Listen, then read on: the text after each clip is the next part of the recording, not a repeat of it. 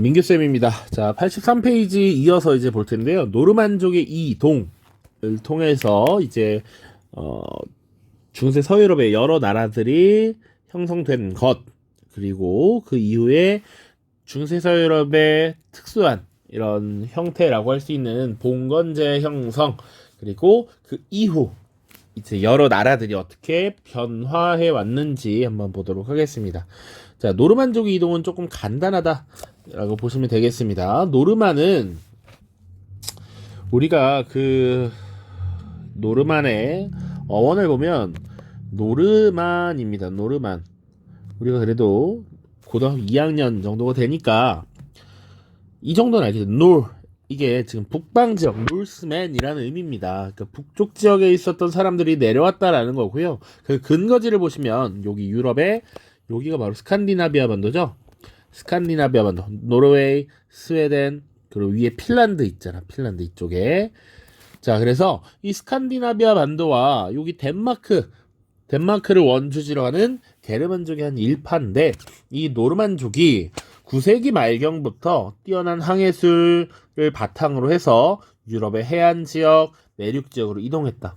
노르만이 이동해서 세운 국가, 왕조들이 이렇게 많다라고 보시면 돼요.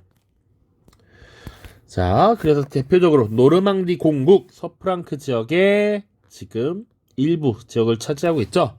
이게 바로 노르망디 공국이었습니다. 그러니까 서프랑크 왕국의 왕들이 있을 거 아니야. 왕에게 대신 충성을 맹세하고 이 지역에 대한 지배권을 인정받았다라고 보시면 되겠죠. 그런 것을 보통 공국 이렇게 표현을 합니다. 자, 그리고 이 노르망디 공국을 관할하던 노르망디 공, 대장을 제후를 공이라고 표현하는데, 이 노르망디 공이 영국 섬을 점령함으로써 노르만 왕조를 개창을 했죠. 노르망디 공 윌리엄이었습니다. 그래서 이 노르만계에서 왕족을 이제 배출하게 돼서 노르만 왕조 이렇게 표현을 하는 것이죠. 그리고 지금 이 러시아 지역을 보시면 노브고로드 공국, 키예프대 공국 이렇게 나와 있는데, 현재 러시아에 해당하는 러시아의 기원쯤 된다. 그리고 이탈리아 남부 지역의 섬인 시칠리아 혹은 뭐 남부의 나폴리 왕국 이런 것들도 이때 노르만족의 이동에 의해서 세워졌다. 이렇게만 보시면 되겠습니다.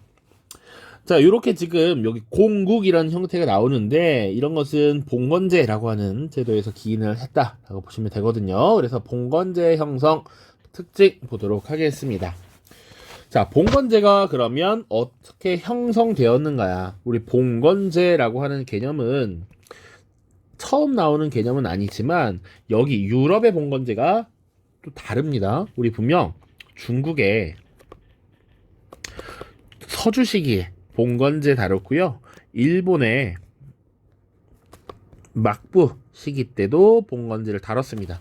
물론 중국 주나라 때 봉건제와 일본의 막부 시대의 봉건제와 그리고 이 중세 서유럽의 봉건제는 조금씩 차이가 있습니다. 중국의 주나라는 사실은 혈연에 기반한 것이었죠. 혈연에 기반한 봉건제였고, 일본은 이 무사들 간에 충성 맹세를 하고 인정을 받고 그런 것이었죠. 중세 서유럽의 모습도 사실은 주종 관계를 형성함으로써 토지를 부여받고 그에 대해서 군사적, 경제적 봉사를 하고 이런 것들은 맞지만, 여긴 또 약간 계약적 성격을 가지고 있어서 조금은 또 다릅니다. 자, 그래서 봉건제의 특징 한번 보도록 하죠. 프랑크 왕국의 분열이 배경이 되었다. 게르만족의 전통에 분할 상속의 전통이 있다라고 했죠. 그러니까 왕국을 자꾸 쪼개서 작은 국가로 나아가기 시작했다. 중앙 집권이 어려웠고요. 지방 분권적 경향이 강해지고 있었습니다. 그리고 외부적으로는 9세기 말에 노르만의 침입도 있었고, 또 뒤에는 이제 마자르족, 이슬람 등의 침입이 계속되었다. 그래서 혼란이 심화된 상황이었습니다. 그래서 마자르족은 지금의 동유럽 헝가리 지역의 헝가리의 기원이 되는 민족이다라고 보시면 돼. 자, 지금 외부의 침입도 많아 이런 혼란으로부터 스스로를 지켜야 하다 보니까 기사계급이 성장을 했다라는 건 당연히 우리가 유추할 수 있습니다. 그래서 지방에 자기가 돈 좀 있고 힘 좀 있으면 스스로 무장해서 나름 그 지역에 대한 지배권을 유지하는 거야. 그 지역 사람들을 보호해주고 대신 뭐 세금을 받고 이런 것들이 일반적으로 행해졌을 것입니다. 지역민을 보호하면서 사회의 지배층으로 성장했는데 국가의 정점이라고 할 수 있는 왕을 정점으로 해서 그 기사들이 나름의 제후로서 군사적 충성을 다하고 그 지역에 대한 지배권을 인정받는 이런 형태가 바로 봉건제다라고 보시면 돼요. 봉건제가 출현했다. 그래서 구체적인 내용 보시면 정치적으로는 주종제, 주군이 있고 그를 따르는 봉신이 있는 관계입니다. 그리고 경제적으로는 주군이 봉신에게 토지에 대한 지배권을 인정해. 그 토지는 일종의 자급자족적 생활이 가능한 장원이었습니다. 그래서 정치적으로는 주종제, 경제적으로는 장원제에 기초한 지방 분권적 사회 질서가 형성되었다라고 하는 것. 요게 가장 핵심적인 내용이다라고 볼 수 있어요. 자, 그래서 주종제부터 먼저 자세히 살펴보겠습니다. 자, 왕을 정점으로 하는 기사들 간의 주종 관계가 형성되었다라고 하는 것. 왕이 있고요. 왕이 있고 그 밑에 기사들이 있겠죠. 그러니까 기사들이 있는데 이 기사들에게 지금 땅을 주고 기사들로부터 충성을 받는 것이죠. 밑에도 도식이 있습니다. 자, 그래서 이 토지를 봉토라고 하는데 이 봉토를 부여받은 기사들을 보통 제후라고 하는 것이죠. 자, 그리고 이 제후 그리고 봉토의 주인을 보통 영주라고 하는데 이 영주들이 지배권을 행사를 하는 것이고요. 그리고 특이한 점은 불입권을 인정한다라는 것입니다. 왕으로부터 상위 주군으로부터 이 부여받은 장원에 한해서 장원을 자체적으로 운영할 수 있는 권한이야. 그러니까 이 기사가 자기가 부여받은 봉토 내에서는 어떤 재판 결과를 행사하든 세금을 걷든 주군이 간섭하지 않는다는 것. 자신의 봉토에서 주군의 간섭 없이 재판권과 징세권을 행사하는 행정 처리를 할 수 있다는 것이 바로 불입권입니다. 이 도식 잘 봐주시고요. 특징 보시면 쌍무적 계약 관계입니다. 쌍무적 계약 관계. 쌍으로 둘 다 의무를 다해야 된다라는 겁니다. 그래서 한쪽이 의무를 이행하지 않으면 이것은 원칙적으로 이루어지지 않고 파기될 수 있다라고 하는 것. 자, 그 영향은 지방 분권화가 촉진되었다라는 거야. 왜냐? 지금 왕이 있고요. 조금 밑에다 쓸게요. 왕이 있고 왕이 다스리는 국가가 있을 거 아닙니까? 국가가 있어. 그 왕이 다스리는 지역 당연히 이렇게 있습니다. 그리고 왕이 사실은 기사들에게, 제후들에게 이 지역에 대한 지배권을 인정해 주는 거지. 여기 제후들이 다스리는 국가. 이런 것들을 혹은 뭐 공국 이렇게 부르기도 하고요. 그치? 지금 왕이 계속 기사들에게, 제후들에게 땅을 나눠주고 그 지역에 대한 지배권을 인정해 주는 겁니다. 그러다 보니 이 지역에 분명히 개입할 수 없다라고 얘기했죠. 그러니까 지방으로 권력이 나뉘는 지방 분권화가 특징이다. 왕권도 약화된다 라고 하는 것 기억을 하시면 되겠습니다. 또 특징은 간혹 이 종교, 교회의 주교들, 교회에서 나름의 영향력을 행사하는 사람들도 나름의 장원을 가지고 영향력을 행사하는 봉건 영주로서 성장을 한다는 것이죠. 교회 세력도 일부 봉건 영주화가 됩니다.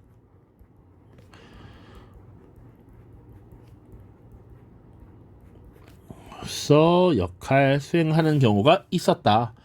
그러다 보니까 왕으로부터 영향을 안 받을 수 없었고 이것이 나중에 교황과 황제의 대립 중에서 이 주교를 임명하는 문제 이런 것들이 생기는 이유도 이런 봉건 영주로서 교회 세력이 참여하는 경우도 있기 때문이야. 오케이. 자, 장원제 봅시다. 장원제. 봉신이 주군에게 받은 봉토가 보통 한 개 또는 여러 개의 장원으로 구성되는데 장원이라고 하는 것이 기본적으로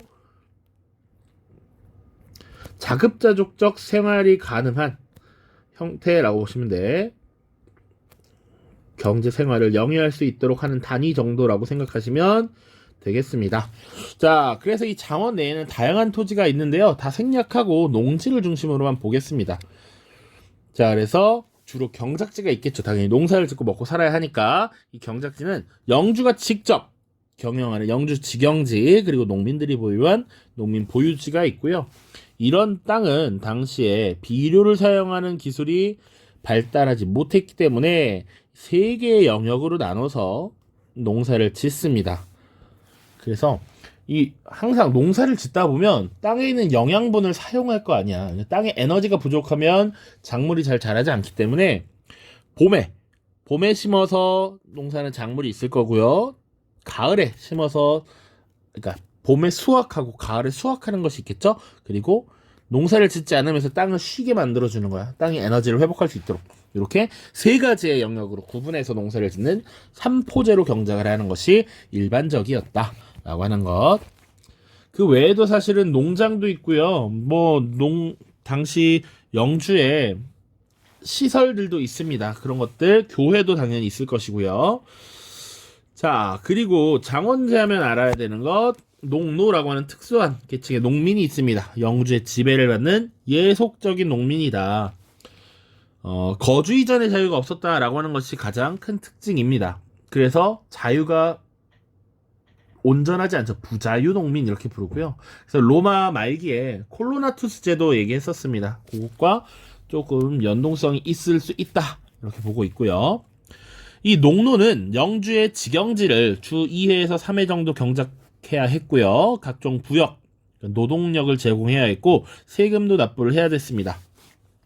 그리고 장원 내의 시설을 의무적으로 사용하고요. 비용을 지불해야 됐습니다. 또 재판을 받을 때 재판은 영주로부터 자신이 속한 VS가 아니죠.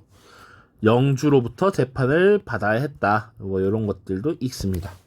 근데 완전 부자유했느냐? 그런 건 아니야. 혼인할 권리도 있었고요. 나름 자기 땅을 가질 수 있는 권리도 있었다. 이런 것이 이 중세 농노의 특징이다. 그러니까 이 바를 기준으로 여기는 약간 노예적 특성, 여기는 일반 농민의 특성을 가지고 있다. 이렇게 보시면 되겠죠. 자, 요렇게 지금 봉건제 형성 이렇게 봤고요. 이런 봉건제가 형성되면서 중세 서유럽은 사실상 3개의 신분이 고착화되는 모습이 나타납니다. 그래서 이걸 한번 보죠.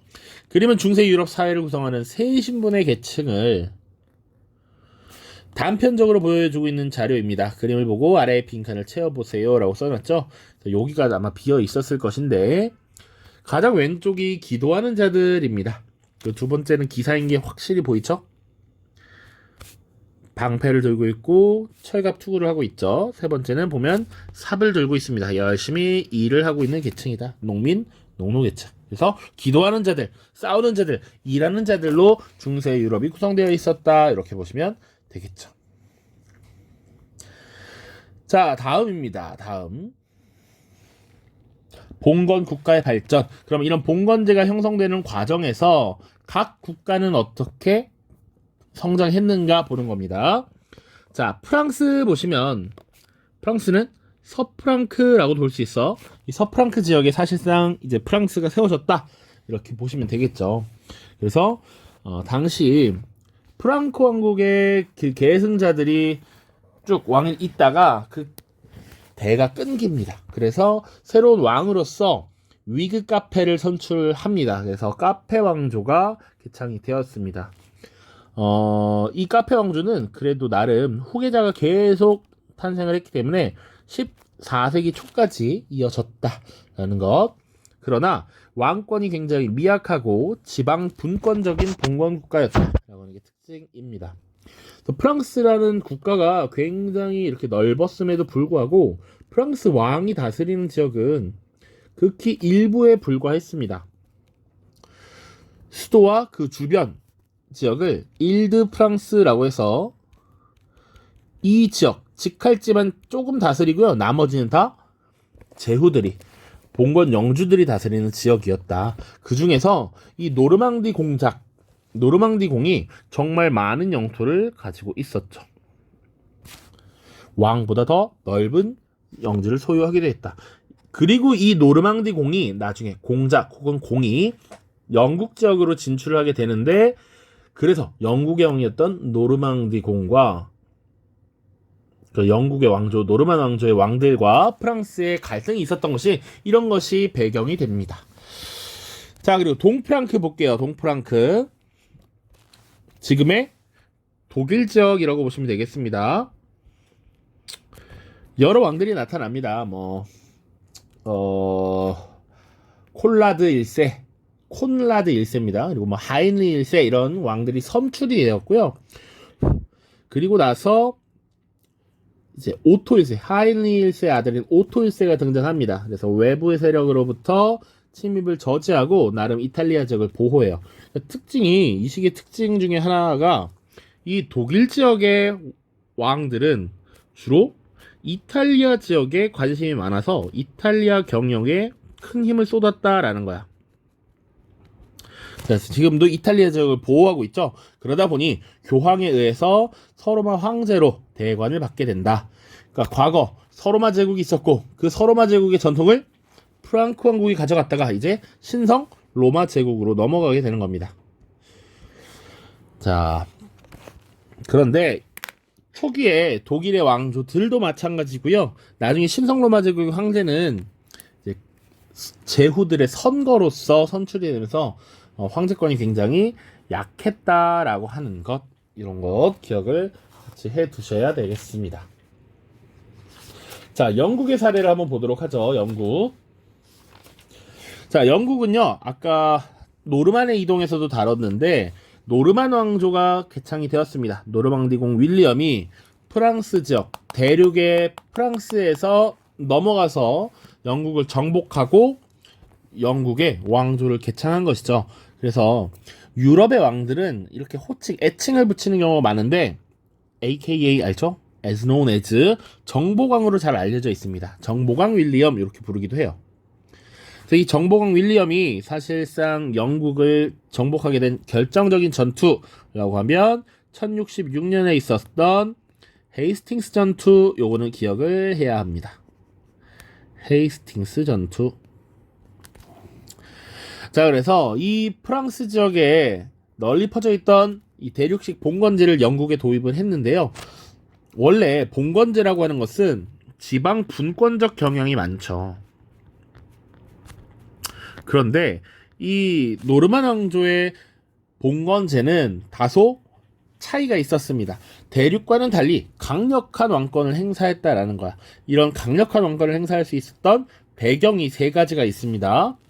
광대한 토지, 막대한 영국의 섬, 그 넓은 영역을 왕이 직접 소유를 했다라는 겁니다. 제후들에게 많은 양의 땅을 나눠주지 않았다라는 겁니다.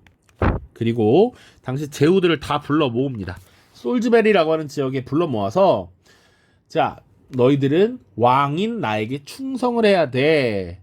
너희들이 주군에게 맹세한 것 그 이상에 있는 것이 바로 나에게 한 충성이야. 보통 왕이 정점으로 있고 제후가 있고 기사들이 있겠죠. 그 기사를 따르는 기사들이 또 있을 거란 말이야. 물론 왕에게 직속된 기사들도 있겠죠. 얘네들을 다 불러 모으는 겁니다. 다 불러 모아서 솔즈베리에서 나에게 충성하겠다고 서약해 라고 해. 그리고 지금 하는 이 서약은 너희들이 주군들에게 행한 어떤 서약보다도 우선해 라고 하는 거야.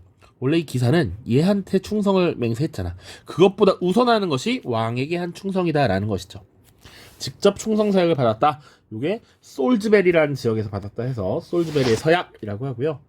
그리고 강력한 왕권을 행사하기 위해서 전국적인 토지조사를 실시하죠. 토지조사를 실시합니다. 자, 이 토지조사는 당연히 세금을 부과하는 세금 부과를 위해서 하는 것이죠. 토지 장악력을 높이려는 것이지. 그래서 일종의 토지대장이라고 할 수 있는 둠즈데이북이라고 하는 것을 편찬을 하기도 합니다. 이게 강력한 왕권의 상징 두 가지입니다. 솔즈베리의 서약, 둠즈데이북. 자, 자료 살펴보기 2번 보시면 이제 다음 자료를 통해 알 수 있는 중세 봉건사회의 정치 경제적 특징을 작성해 보세요 라고 돼 있어요. 그래서 봉건사회의 이제 쌍무적 계약 관계를 보여주는 계약서 있고요. 그리고 영주의 개념, 영주의 주종 관계, 그리고 교회도 마찬가지야. 지금 교회도 이런 주종관계가 주종이라고 하긴 어렵지만 이런 계급화, 계열화, 수직적 관계가 형성이 됐다는 것이지.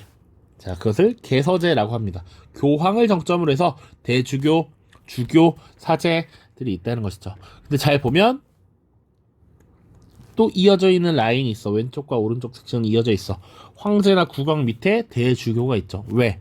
황제로부터 대주교들도 봉토를 부여받고 그 지역에 대한 영향력을 행사하기도 했으니까. 그래서 이런 영역을 장원이라고 하고, 장원에서는 농민을 통해서, 농노를 통해서 부역과 공납을 제공받고 장원이 운영이 되는 것이죠. 이런 것이 특징이다 라고 보시면 되겠고요. 특징은 여러분들이 교과서를 찾아서 한번 써보시면 될 것 같습니다.